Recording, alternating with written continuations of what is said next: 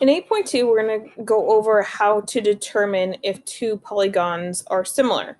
In the previous parts of this chapter, we talked about how to identify congruent figures, mostly triangles, and those are triangles or shapes that have the same angles and the same sides. With similarity, they're going to have the same angle measures to preserve the same shape of your figure, but not the same size of the sides. But the main thing here is that they have to be proportional on all sides.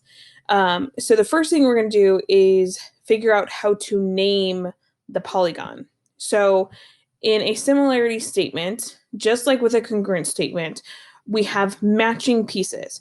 So in this case, here's my similarity statement. Notice how they only use the tilde and no equal sign.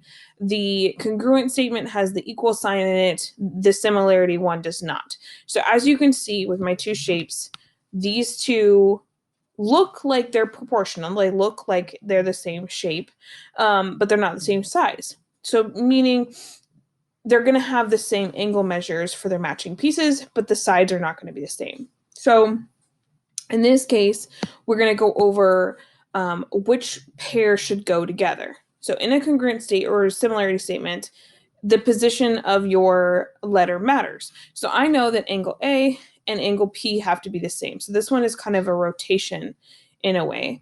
This one, next one, B and Q go together. So this angle would match this one.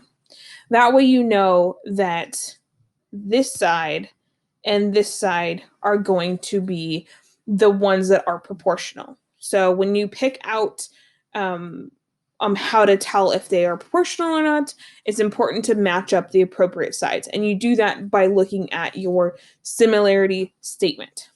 So scrolling down here, if I was to match up all of the right sides and angles together, so we're just matching angles here, A would go with P, B would go with Q, C would go with R, and D would go with S.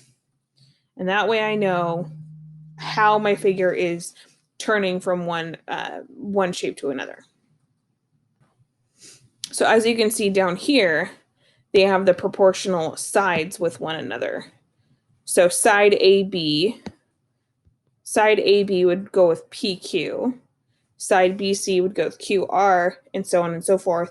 And when you divide all these, they create the same fraction or same number, whatever you have here. And it has to work for all four or all proportions.